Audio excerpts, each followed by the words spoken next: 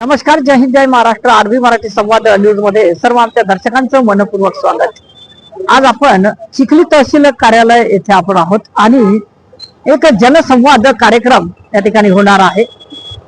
माननीय श्री चंद्रशेखरजी बावनकुळे साहेब, महाराष्ट्र राज्यमंत्री यांचा एक जनसंवाद कार्यक्रम आणि येथे होत असताना पोलीस बांधवांचा कडक बंदोबस्त, तहसील आणि विविध खात्यामधले कर्मचारी सुद्धा अधिकारी येथे आलेले आहेत. कशा पद्धतीने कार्यक्रम या ठिकाणी होणार आहे हे आम्ही तुम्हाला या ठिकाणी दाखवतो की आज जनसंवाद कार्यक्रम स्वतः चंद्रशेखरजी बावनकुळे साहेब मंत्री निवेदन स्वीकारताना व तसेच पत्रकारांना माहिती देताना जनतेची निवेदनं स्वीकारलेली आहेत. सर्व निवेदनकर्त्यांच्या निवेदनावर आम्ही कारवाई करून आमचे जिल्हाधिकारी, आरडीसी आणि आमचे कार्यालय अधिकारी एकत्र बसून सर्व निवेदनावर कारवाई करणार आहे. कुठल्याही व्यक्तीचं जे निवेदन आहे ते अशा अपेक्षित आहे, त्यामुळं या ठिकाणी संपूर्ण कारवाई आम्ही करू. या भागाचे आमदार श्वेताताई महर्लेजी यांनी मला एक विनंती केली होती की जेव्हा मी चिखली प्रवासात असेल तेव्हा तहसील कार्यालयामध्ये एक भेट द्यावी. आज मोठ्या प्रमाणावर जनतेने आपले प्रश्न मांडलेले आहेत, त्या प्रश्नाला सरकार न्याय देईल. बैठक घेतलेली आहे. प्रशासनाच्या शासकीय अधिकाऱ्यांनी केली. बैठकीत काय नेमकं आपण निदर्शन झालं? गतिमान शासनाची भूमिका देवेंद्र फडणवीसच्या सरकारची आहे. आमचं सरकार पारदर्शी, गतिमान आणि लोकाभिमुख होण्याच्या दृष्टीने जे आम्ही निर्णय घेतलेले आहे त्या निर्णयाची अंमलबजावणी प्रशासनाने केली पाहिजे हे अपेक्षित आहे. पण काही साधारणतः 2011 पूर्वीचे घर कायदेशीर करणे, सर्व घरांना रजिस्ट्रेशन करून देणे. आता शासनाने निर्णय घेतला की 2011 पूर्वीचे घर आहेत, ज्या जागेवर घर आहेत त्यांचे पट्टे वाटप करा. केवळ पट्टे वाटपच नाही, त्यांची 1000 रुपयामध्ये रजिस्ट्री करून, मालकी करून. पट्टे देणे म्हणजे नियमाकुल करणे घराला, पण नियमाकुलच नाही, मालकी करून द्यायचा निर्णय आम्ही घेतला. त्या निर्णयाची अंमलबजावणी झाली नाही. सोबतच मुख्यमंत्री बळीराजा पांदन रस्ते योजनेमध्ये शेतकऱ्याचे रस्ते खुले करण्यापासून त्यांचं डिमार्केशन करणे, पोलीस बंदोबस्त मोफत, मोठी मोफत, शेतकऱ्याचे रस्ते पूर्ण खुले करणे असा निर्णय आम्ही घेतला. थोडी अंमलबजावणी झालेली दिसत नाही. भूमी अभिलेखचे जवळपास 3000 प्रकरण शिल्लक आहे, त्या ठिकाणी अंमलबजावणीची अडचणी आहे. त्यामुळे मी आज पूर्ण या ठिकाणी प्रशासनाची बैठक घेतली. स्वतः मी पुन्हा एकदा महिन्याभराने आढावा घेईल या सर्व विषयाचा. उद्या मी सर्व या ठिकाणी निवेदन जे घेतले त्यावर कारवाई करेल. मात्र एक मला फार मोठी चूक दिसली की आमच्या एका प्रांताला, इथला जो चिखलीचा प्रांत आहे त्याला 25/3/2026 शासनाने जो निर्णय घेतला, त्यांच्याच अध्यक्षतेखाली समिती तयार केली. प्रांताच्या लोकांना पट्टे वाटप करणे, लोकांची घरं कायदेशीर करून देणे. महिना होणे प्रांत बैठक घेत नाही, महिना होणे त्या ठिकाणी त्या प्रांतांनी त्या योजनेचा अजून काही सुरुवातच केली नाही. शासन निर्णयही माहिती नाही. ही परिस्थिती असेल तर काही योग्य नाही.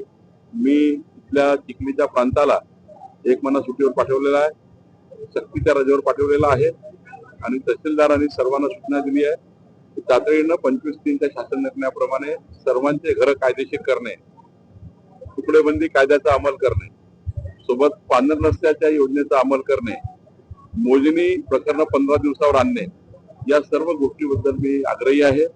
मला विश्वास आहे की या दौऱ्यानंतर महिन्याभरात जेव्हा मी या प्रवासाचा आढावा घेईल, निश्चितपणे यातनं बऱ्यापैकी प्रश्न सुटलेले असतील. या भागामध्ये वाळू माफिया सुरू झालेला आहे. खडकपूर्णा धरणातून शेकडो ट्रकांची रात्री वाळूची स्मगलिंग होते आणि सगळे अधिकारी याच्यामध्ये, सगळ्या अधिकाऱ्यांची याच्यामध्ये मिलीभगत आहे. जिल्हाधिकारी आणि एसपींना आम्ही आता ही जबाबदारी दिली आहे की त्यांच्याकडे जर अवैध उत्पन्न नसेल, स्वतः जिल्हाधिकारी जबाबदार राहणार. त्यामुळं जिल्हाधिकारी आहेत त्यांना मी सूचना देणार आहे की अवैध चोरी, अवैध वाळू चालणार नाही. उलट जे नवीन वाळू धोरण आलंय यामध्ये एकूण वाळूच्या 10% वाळू ही स्थानिक वापराकरता शिल्लक ठेवायची आहे. एकूण ज्या ठिकाणी लिलाव झाले नाहीये ती वाळू स्थानिक वापराला पूर्ण अवेलेबल करायची आहे. घरकुलाकरता, स्थानिक घर बांधकामाकरता, स्थानिक त्या ठिकाणी बांधकामे करण्याकरता, नगरपालिकेचे, ग्रामपंचायतचे जे काही सरकारी बांधकामे आहेत त्यांच्याकरता ही वाळू उपलब्ध करून द्या असं वाळू धोरण आहे. पण नवीन वाळू धोरणाचे पालन न करणे त्यामुळे काही चोरी चालू आहे. यामध्ये मी एसपी आणि जिल्हाधिकारी चर्चा करणार आहे. 3 तालुक्यामधून वाळू जाते, जळगाव, राजा, चिखली आणि बुलढाणा, आणि या सर्व अधिकाऱ्यांची याच्यामध्ये मिलीभगत आहे. तहसीलदारांना सगळं माहिती आहे आणि या भागातले जेवढे अधिकारी आहेत सगळ्यांना सगळं माहिती आहे. सगळ्यांच्या मिलीभगत ही वाळूची तस्करी चालू आहे. जिल्हाधिकारी हे या विषयाला जबाबदार असणार वाळूच्या धोरणामध्ये. तर मी जिल्हाधिकारी आणि एसपीची चर्चा करेन. एसपीना पोलिसांना अधिकार दिलाय वाळू बद्दलचे आणि आता जिल्हाधिकाऱ्याला पूर्ण अधिकार दिलाय. तर मी आधीच सांगितलं की दोन्ही अधिकारी तपासतील. तिसरं जे तहसीलदार वाळू माफियाशी संबंध ठेवून असतील त्याचाही तपास आम्ही करू. आपण सांगितलेल्या भूमिकेवर, आपण सांगितलेल्या ज्या काही तक्रारी याच्यावरही आम्ही कारवाई करू. आणि सोबतच समजा कारवाई होत नसेल तर आपण, माझी विनंती पत्रकार महोदयांना आहे, तुम्ही जागरूक पत्रकार या ठिकाणी आहेत, तुम्ही सुद्धा माझ्या व्हॉट्सअप नंबरवर जे काही समजा तुम्हाला वाटलं की यानंतरही मी आल्यानंतरही यामध्ये सुधारणा झाली नाही आहे तर निश्चित आपण मला कळवा, मी सुधारणा करू. पण आमचं धोरण आहे की 10% वाळू स्थानिक वापराकरता दिली पाहिजे. इतर वाळू लिलावात काढली पाहिजे. लिलाव न काढता अवैध पद्धतीने सुरू, एकाच रॉयल्टीवर 10-10, 50-50 ट्रक सुरू आहे. या कारवायाला आम्ही आम्ही करणार आहे.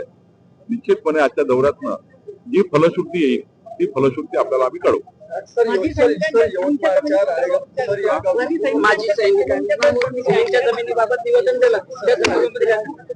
सिलिंगच्या जमिनीमध्ये या आठवड्यामध्ये आम्ही कायदा